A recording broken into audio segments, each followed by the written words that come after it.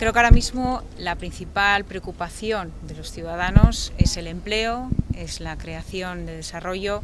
y creo que la política tiene que estar precisamente en esos temas, ¿no? En aquello que preocupa a los ciudadanos. Por eso hoy estamos aquí,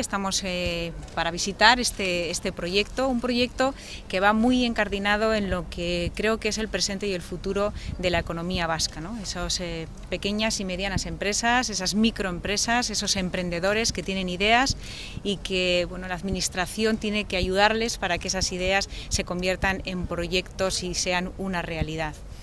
Por eso estamos hoy aquí, para conocer de primera mano cuáles son sus dificultades, cuáles son sus preocupaciones y cómo desde la política, desde en este caso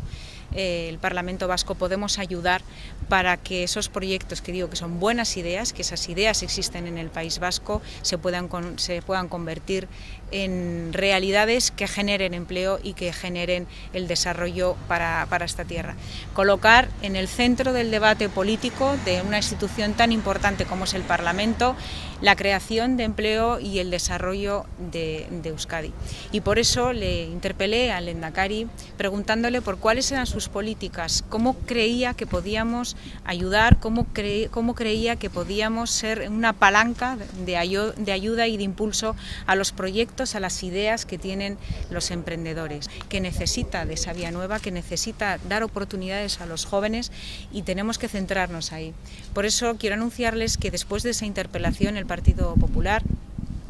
ha presentado ya una moción, consecuencia de esa interpelación, en la que queremos que se genere un debate dentro del Parlamento. Por eso vamos a plantear la creación de una ponencia que esté abierta,